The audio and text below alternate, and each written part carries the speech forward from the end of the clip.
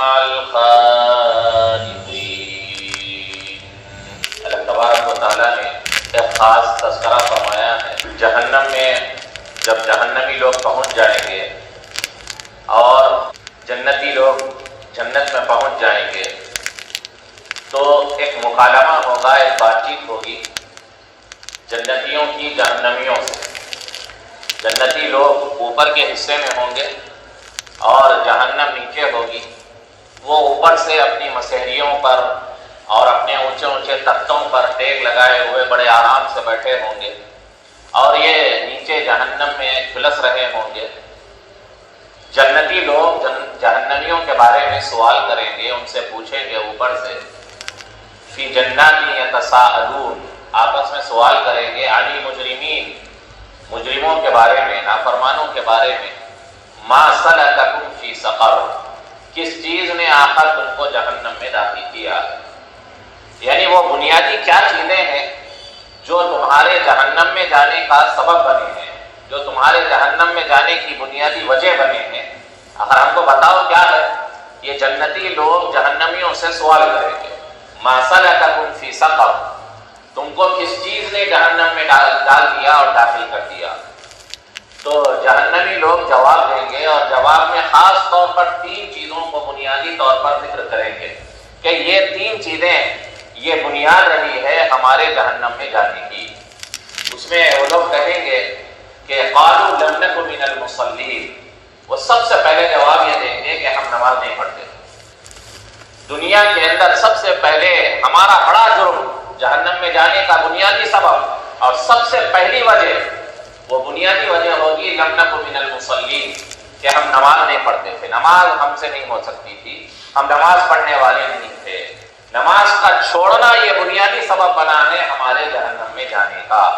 قرآن کریم میں اللہ تبارک و تعالیٰ نے اس بات کا بھی ذکر فرمایا ہے کہ وَإِنَّهَا لَكَبِيرَةٌ إِلَّا عَلَى الْخَاشِعِينَ،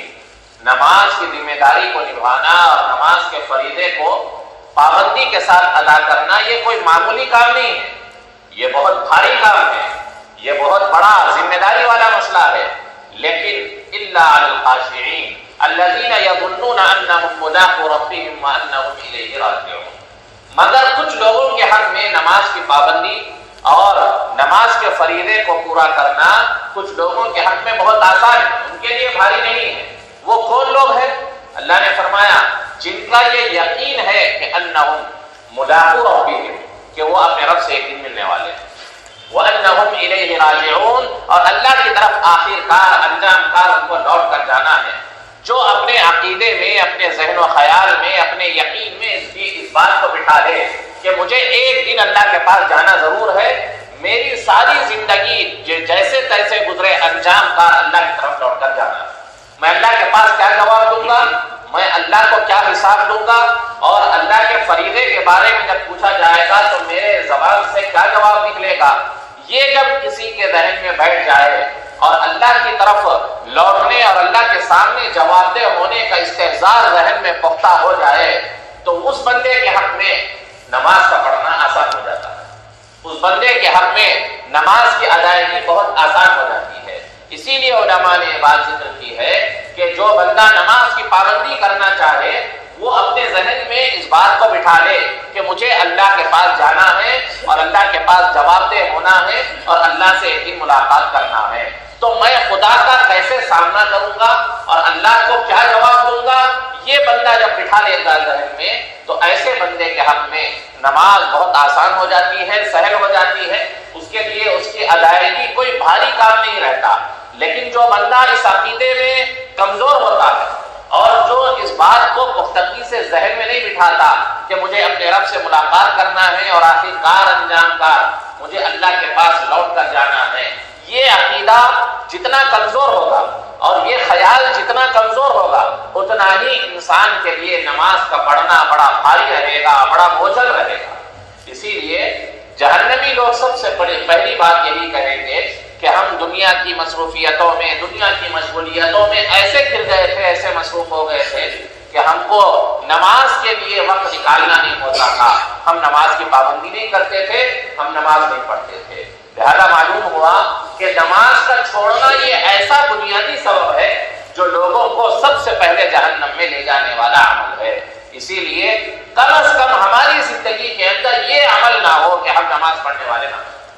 ہم نماز کو چھوڑنے والے نہ بنیں، نماز کو ترک کرنے والے نہ بنیں۔ ہماری زندگی میں جیسے تیسے جو چاہے ہو جائے، لیکن ہم یہ عہد کر لیں، ہم یہ معاہدہ کر لیں کہ کسی حال میں نماز کو ترک نہ کریں گے، کسی حال میں نماز کو نہیں چھوڑیں گے، اس لیے کہ سب سے پہلے سوال نماز ہی کے بارے میں ہوگا، اور سب سے پہلا سبب جہنم میں لے جانے کا وہ انسانوں کے حق میں نماز کا چھوڑنا رہے گا۔ دوسری بات جو جہنمی لوگ کہیں گے کہ جو ہمارے جہنم میں جانے کا بنیادی سبب ہے، وَلَمْ نَكُ نُطْعِمُ الْمِسْكِينَ، ہم غریب کو، مسکین کو، بھوکے کو کھانا نہیں کھلایا کرتے۔ ہمارے پاس تھا، ہمارے پاس گنجائش تھی، ہمارے پاس وسعت تھی، ہمارے پاس پیسہ تھا، لیکن غریبوں اور محتاجوں پر ہم خرچ نہیں کرتے تھے، مسکینوں کو کھانا نہیں کھلاتے تھے۔ عام طور پر انسان کی فطرت میں مزاج ہوتا ہے چمڑی جائے لیکن دمڑی نہ جائے۔ پیسہ خرچ کرنے کے لیے اللہ کی راہ میں اور اللہ کے مستحق لوگوں کو اپنا پیسہ دینے کے لیے انسان آگے نہیں بڑھتا ہوگا۔ انسان کے اندر بخالت، انسان کے اندر کنجوسی کا ایسا مزاج ہوتا ہے کہ بس میں، میرے گھر والے، میری اولاد اور جو ہے میرا خاندان اور میں خوش رہوں بس۔ یہ انسان کی پوری زندگی میں یہی سوچ اور یہی فکر کا محور ہوتا ہے، اور عام انسان کی جو ہے سوچ اتنے حد تک محدود رہ جاتی ہے کہ بس میرا اچھے کھانے کا انتظام ہو جائے، اچھے رہنے کا انتظام ہو جائے اور میرا پیٹ اچھے طریقے سے بھر جائے۔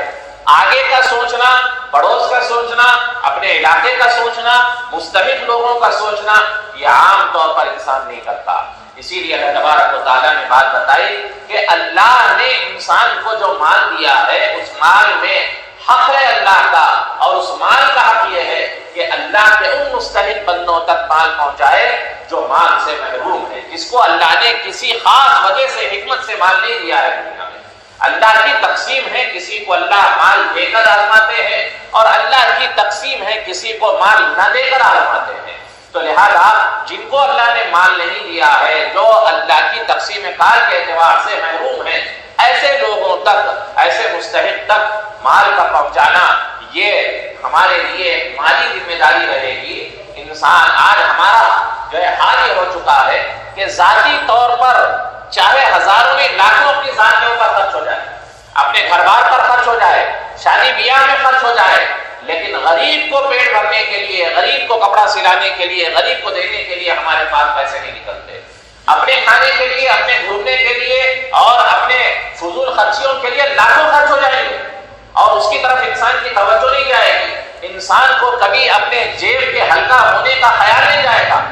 لیکن جب مسئلہ آتا ہے اللہ کی راہ میں خرچ کرنے کا اور واقعتاً مستحق کو دینے کا، تو وہاں انسان سوچنے لگتا ہے، اور وہاں انسان کو یہ خیال ستاتا ہے کہ اگر میں زیادہ دے دوں گا تو پھر کل کے دن کیا ہوگا، میرے جو ہے پیسوں میں کمی آ جائے گی، بچوں کا کیا ہوگا، فیس بھی دینا ہے، اسکول فیس بھی ادا کرنی ہے، راشن بھی لانا ہے اور فلاں چیز بھی خریدنی ہے۔ یہ سارے خیال اس وقت آتے ہیں جب اللہ کی راہ میں مال خرچ کرنے کی باری آتی ہے، لیکن جب اپنے اوپر خرچ کرنے کی باری آتی ہے تو انسان ان چیزوں کی طرف ذہن نہیں لے جاتا۔ حالانکہ ضروریات ہر حال میں انسان کے ساتھ لگے ہوئے ہیں، چاہے اپنے اوپر خرچ کر رہا ہو اور چاہے غریب کے اوپر خرچ کر رہا ہو، لیکن ضرورتیں اور ضرورتوں کا خیال ہر وقت آتا ہے، لیکن انسان اپنے ہاتھ کو اس وقت روک لیتا ہے جب دوسرے پر خرچ کرنے کی باری آتی ہے اور موقع آتا ہے۔ اسی لیے اللہ کی راہ میں مال خرچ نہ کرنا اور مستحق کو دیکھتے ہوئے اپنے پاس حیثیت رکھ کر اور گنجائش رکھ کر نہ دینا، یہ اللہ کو اتنا ناپسند ہے، اتنا ناپسند ہے کہ یہ دوسرا بنیادی سبب بنے گا لوگوں کے جہنم میں جانے کا۔ جو لوگ مال اور حیثیت رکھتے ہوئے، گنجائش رکھتے ہوئے مستحق کو نہیں دیں گے، ایسے لوگوں کے لیے یہ بڑی سخت وعید ہے اور بڑا سخت ایسا موقع ہے کہ انسان فکر کر رہ جائے، سوچنے پر مجبور ہو جائے کہ یہ انسان کے جہنم میں جانے کا سبب ہوتا ہے۔ عام طور پر ہمارے علاقے کے اندر ہمارے مزاجوں میں جو ہے ذاتیات پر خرچ کرنے کا اور اسراف اور فضول خرچی کرنے کا اتنا زیادہ مزاج ہے کہ الامان الحفیظ، دوسرے علاقوں میں، دوسری قوموں میں اور دوسرے جگہوں کے لوگوں کے پاس اتنا زیادہ فضول خرچی اور اپنی ذاتیات پر اسراف کرنے کا اتنا مزاج نہیں ہے جیسے ہمارے علاقے کے اندر پایا جاتا ہے.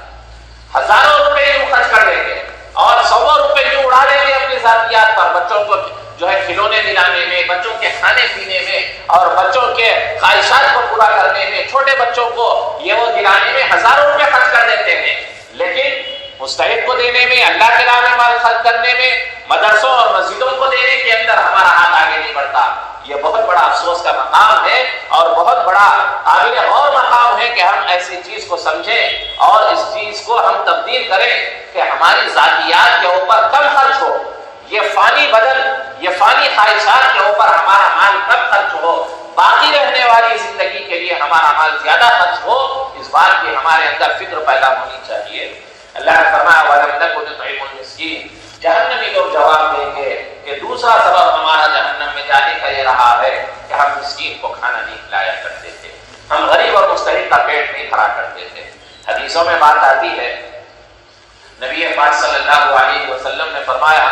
کہ قیامت کے روز اللہ حیثیت رکھنے والوں اور جس کو اللہ نے گنجائش دی ہے ان سے پوچھیں گے کہ اے بندے, میں بھوکا تھا, تو نے مجھے کھانا نہیں کھلایا, اور میرے پاس کپڑے نہیں تھے, تو نے میرے کپڑے پہنانے کا انتظام نہیں کیا. بندہ حیران ہوگا, پریشان ہوگا, اے پروردگار آپ کو بھوک کی کیا ضرورت تھی, آپ کو بھوک کیسے لگتی ہے, اور آپ کو کپڑوں کی کیا ضرورت ہے, آپ تو مالک الملک ہے,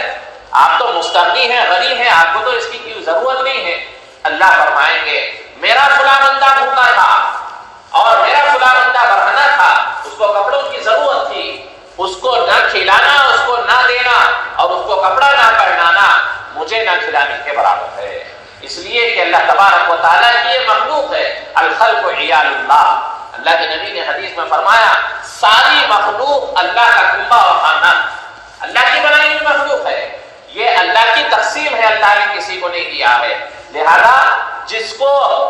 جو بندہ محروم ہوتا ہے اس کو نہ دینا گویا اللہ کو نہ دینے کے برابر ہوگا, اور جس کے پاس کپڑے نہ ہو اس کو کپڑا نہ پہنانا گویا اللہ کو کپڑے نہ دینے کے برابر ہوگا. اسی لیے اللہ تبارک و تعالیٰ سوال کریں گے, بندے سے پوچھیں گے کہ میں بھوکا تھا اور پیاسا تھا اور مجھے کپڑوں کی ضرورت تھی, تو نے میرا یہ انتظام نہیں کیا. تو خیر بہرحال یہ خاص طور پر ہمارے معاشرے کے اندر اور ہمارے علاقے میں یہ مزاج بدلنے کی ضرورت ہے کہ ہم اپنے ذاتیات پر کم خرچ کریں اور اللہ کی راہ میں زیادہ سے زیادہ خرچ کرنے والا مزاج بنائیں. وَكُنَّا نَخُوضُ مَعَ الْخَائِضِينَ. تیسرا جو بنیادی سبب ہے جہنم میں جانے کا, جہنمی لوگ خود جواب دیں گے اور کہیں گے کہ ہمارا حال دنیا کے اندر یہ تھا کہ بےہودہ باتوں میں, بیکار اور لغو گفتگو کرنے والوں کے ساتھ ہم بھی لگا کرتے تھے. جو بیکار کی بحثیں چلتی ہے, بےہودہ گفتگو چلتی ہے, خواہ کی مجلسیں, بیکار کی گفتگو, لہو لعب کی باتیں چل رہی ہے, مجلس جمی ہوئی ہے, وہ کچھ کہہ رہا ہے, یہ کچھ کہہ رہا ہے, ہم بھی اس میں حصہ لے رہے ہیں, پارٹ لے رہے ہیں, ہم بھی اس میں جو ہے برابر کے شریک ہیں. اللہ تبارک و تعالیٰ نے قرآن کریم میں فرمایا ہے اَيَحْسَبُ الْإِنسَانُ أَن يُتْرَكَ سُدًى. انسان یہ خیال کرتا ہے, انسان یہ سمجھتا ہے کہ اس کو یوں ہی چھوڑ دیا گیا, بیکار کا پیدا کر دیا گیا اور اس کے پیدا کیے جانے کا کوئی مقصد نہیں ہے اور اس کو ہمارے پاس لوٹ کر آنا نہیں ہے.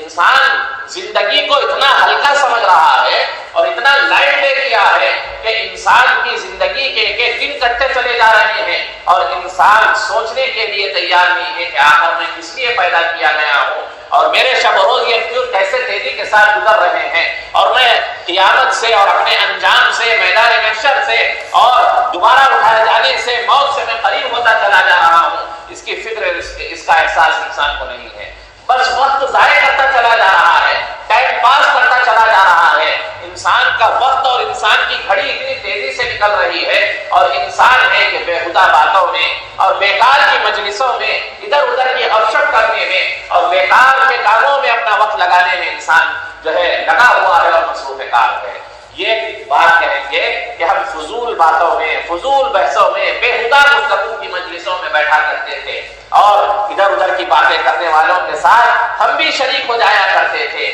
یہ ہماری زندگی کا ایک خاص عمل تھا جس کی وجہ سے آج ہم کو جہنم میں جانا پڑ رہا ہے. یہ بھی ہماری زندگی کا اتنا لازمی